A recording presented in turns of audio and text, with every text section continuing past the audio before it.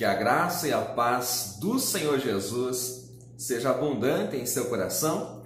Eu sou o professor Márcio Mainardes e nós estamos aqui no nosso canal para mais uma pré-aula da EBD.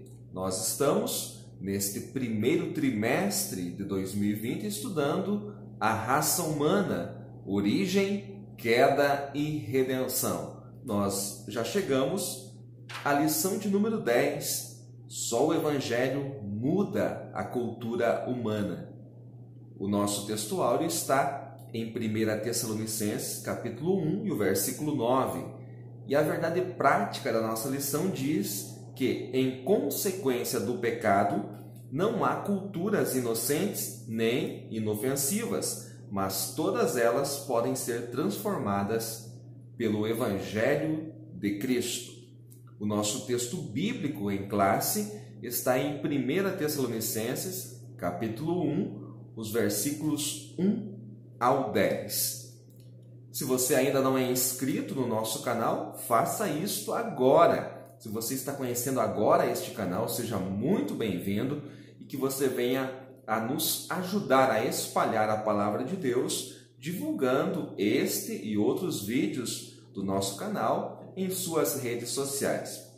Eu quero agradecer aos irmãos que estão sempre acompanhando o nosso canal todas as semanas. Os irmãos ali na Bahia, quero mandar um abraço ao meu querido irmão Silvano Brito, também em Osasco, São Paulo, ao Nildo Maiknik. Um abraço a esses irmãos que sempre estão enviando as suas mensagens. Muito bem, vamos ao tema desta aula. Só o Evangelho muda a cultura humana. Eu sempre começo a aula trazendo ali o conceito original das palavras principais da lição. Então, essa lição nós vamos falar de cultura. Então, é muito importante que você, professor, defina o que é cultura. E é isso que eu vou fazer aqui neste primeiro momento desta pré-aula. A etimologia da palavra cultura. A palavra cultura vem do latim, que é culturae, que significa ação de tratar ou cultivar. Originalmente, a palavra culturae se originou do termo colere, que quer dizer cultivar plantas ou ato de plantar e desenvolver atividades agrícolas. Então, este é o sentido etimológico da palavra cultura. No sentido etimológico real, o termo que originou, que vem do latim, quer dizer cultivar plantas ou o ato de plantar e desenvolver atividades agrícolas. Agora, olha só esse detalhe. No decorrer da história, foi feita uma analogia entre o cuidado na construção e tratamento do plantio com o desenvolvimento das capacidades intelectuais e educacionais das pessoas. Sendo assim, refere-se aos costumes e produtos sociais inventados pelos seres humanos, refletindo suas crenças e valores. Vamos definir então o que é cultura do reino. A cultura do reino, chamada na revista de cultura original, fala dos valores e ações celestiais, sendo implantadas na terra pelo homem, que é o embaixador do reino dos céus. Então, quando Deus cria todas as coisas e o homem como coroa da criação, Deus está entregando o domínio, a autoridade sobre o reino ao homem. O dever do homem era implantar o reino dos céus na terra. E a queda, que nós vemos em Gênesis capítulo 3, interrompeu momentaneamente este projeto. Quando Jesus Cristo vem, ele vem para executar definitivamente este projeto celestial, que é a implantação do reino de Deus na terra. Então, nós, professores, pregadores da palavra de Deus, nós não podemos perder de vista que o assunto principal da Bíblia é o reino de Deus. Então, o homem tinha esta missão de trazer a cultura do céu à terra. Ou seja, no céu há justiça, então na terra haveria justiça, porque cabia a Adão e seus descendentes manifestar entre a sua descendência a justiça dos céus. Há amor nos céus, então cabia ao homem demonstrar o amor celestial na terra. Em Gênesis 3, quando acontece a queda, nós vemos este projeto sendo interrompido, porque a partir desse momento o homem vai praticar a iniquidade, o homem vai ser dominado pelo pecado. Ele não vai ter condições mais de vencer o pecado. E quando Jesus Cristo vem, ele é chamado por Paulo de o último Adão justamente por isso, porque ele vem para implantar o reino dos céus na terra, trazer a cultura do céu à terra. Esta é a missão do Senhor Jesus e esta é a missão que ele deixa para nós como sua igreja. Então, Gênesis 3 tem a queda e vamos ver o que acontece agora pós-queda. A partir da queda, o homem passou a ser vencido pelo pecado, como já mencionei. A maldade e iniquidade multiplicaram-se a ponto de Deus quase destruir toda a humanidade. Por que eu falei quase? Porque você vê ali na questão do dilúvio, conforme nos diz o apóstolo Pedro, somente 8 pessoas sobreviveram. Então Deus vai ter um recomeço. Por isso que eu falo aqui sobre um recomeço em Noé, de toda a humanidade, visto que você lê claramente em Gênesis capítulo 6, que multiplicou-se muito a iniquidade e que Deus já não conseguia mais suportar a iniquidade do homem. Então Deus decide eliminar a humanidade e somente 8 pessoas que entraram na arca sobreviveram. O recomeço em Noé. Então nós temos um recomeço através do patriarca Noé. O Senhor escolhe Noé. A Bíblia diz que ele era um homem justo, que andava com Deus.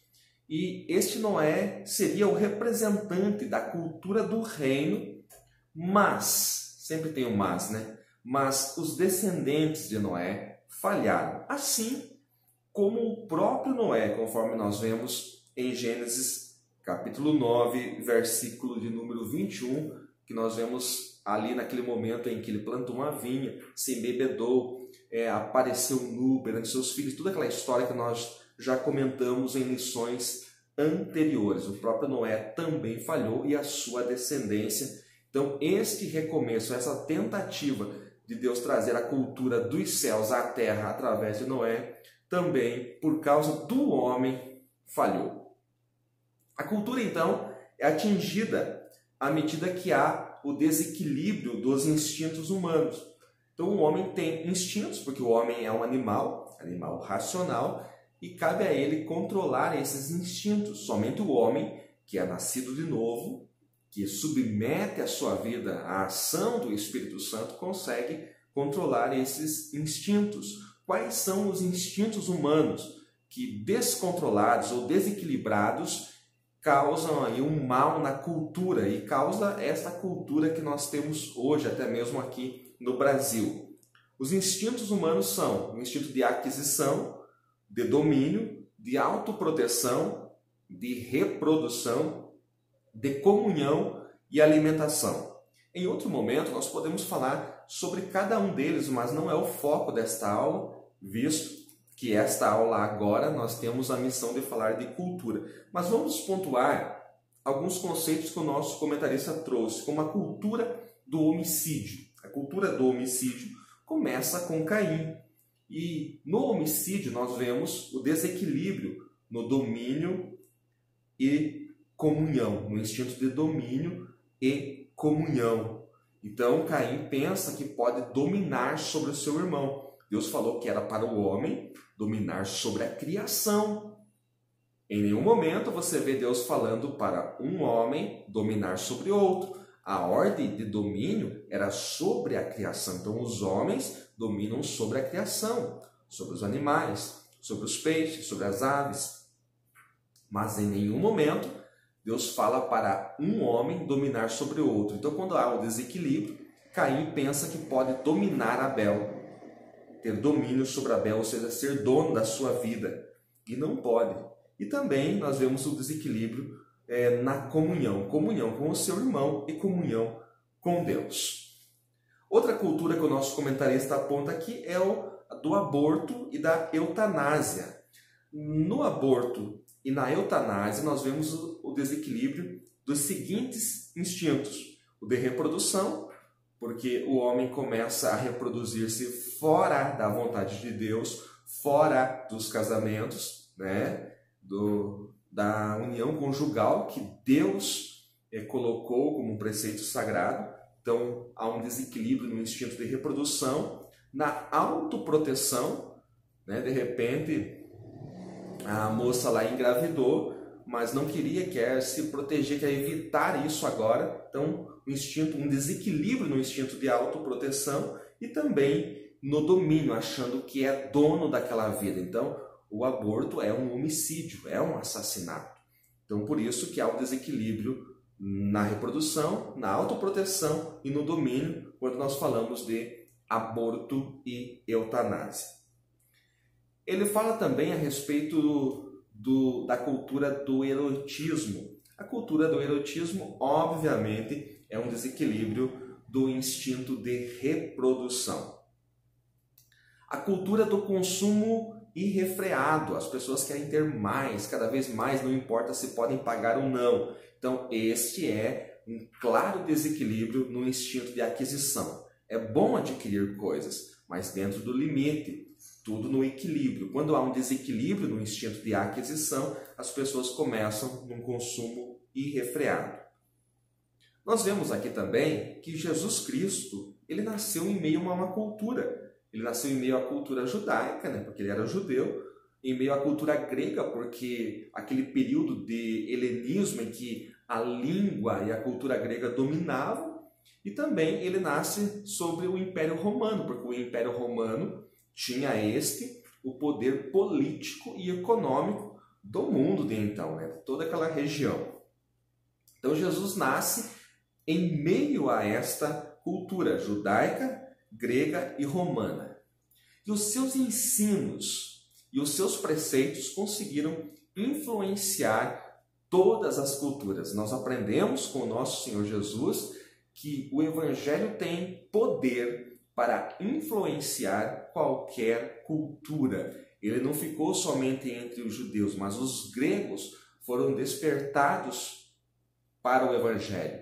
Os romanos, através de Paulo e dos demais apóstolos, foram despertados para o Evangelho. Então nós aprendemos que o Evangelho não é algo de domínio de alguém. A igreja evangélica brasileira não tem a autoria do Evangelho. O Evangelho é algo para todos. Ele liberta todas as culturas e ele traz vida ao homem, independente da cultura que ele esteja inserido. Para finalizar aqui esta pré-aula, eu quero analisar 2 versículos apenas do nosso texto bíblico. Primeiramente, o versículo 5, 1 Tessalonicenses 1 e 5. Paulo diz assim: porque o nosso Evangelho não foi a vós somente em palavras, mas também em poder e no Espírito Santo, e em muita certeza, como bem sabeis, quais fomos entre vós por amor de vós. Aqui está o segredo para a mudança de uma cultura contaminada. O Evangelho chegou em Tessalônica com palavra, mas não somente em palavra, e sim com poder do alto e na autoridade do Espírito Santo. Então o Evangelho vem em palavras, mas não somente em palavras. Nós vemos claramente Paulo falando que ele veio até os Tessalonicenses em poder e no Espírito Santo, na autoridade do Espírito Santo. Então, Paulo não somente falou, não somente fez sermões, não somente deu palestras. Paulo falou do Evangelho, mas demonstrou o Evangelho em poder, ou seja, em sinais. Como que nós podemos mudar uma cultura que é alheia ao Evangelho? Quando nós pregamos a palavra de Deus, pregamos primeiramente em palavra, mas demonstramos isso em poder através da atuação do Espírito Santo. Desta maneira, os tessalonicenses creram e foram libertos daquela cultura que estavam inseridos. Professor, que cultura era essa? Você vai ver no versículo 9, que é o nosso texto áureo. Porque eles mesmos anunciam de nós qual a entrada que tivemos para convosco e como dos ídolos vos converteste a Deus para servir ao Deus vivo e verdadeiro. Aqui no versículo 9, nós aprendemos que palavra, poder e o Espírito Santo produziram uma igreja que espalhava testemunho por toda a Grécia. Então, quando fala da Macedônia e toda a Acaia, está falando da Grécia, de todo o país grego. E toda a Grécia foi atingida pelo testemunho da igreja de Tessalônica, porque esta igreja recebeu o Evangelho através da palavra, mas também através do poder e do Espírito Santo, e então ela espalhou o seu testemunho de tal maneira que não necessitava que Paulo nem ninguém mais falasse alguma coisa, porque o mundo de então, a Macedônia, a Acaia, poderiam contemplar na igreja de Tessalônica uma verdadeira mudança nos seus hábitos. A salvação envolve a pessoa abandonar o pecado, os falsos deuses impregnados pela cultura e voltar-se a Cristo. Então nós vemos claramente que nesse contexto de Tessalônica, eles estavam contaminados pelos ídolos. Era um local muito idólatra, como todos os gregos da época, como até mesmo em Atenas, como nós vemos lá Paulo em Atenas em Atos 17, havia ali muitos deuses. Em Tessalônica não era diferente, mas eles foram atingidos pelo Evangelho em palavras e poder do Espírito Santo, tiveram suas vidas transformadas e foram livres dessa cultura em que eles estavam inseridos. Então é claro que quando o missionário chega a uma cultura diferente, precisa ter muito cuidado, para que ele não cause uma repulsa, mas ele precisa demonstrar o Evangelho de Jesus Cristo em palavras e em poder do Espírito Santo para que a cultura seja mudada. Meus queridos, é isso. Gostaria que esses conceitos aqui sirvam para você formular aí a sua aula. Esta não é uma aula, é uma pré-aula. Que você seja ricamente abençoado na sua classe, em nome de Jesus.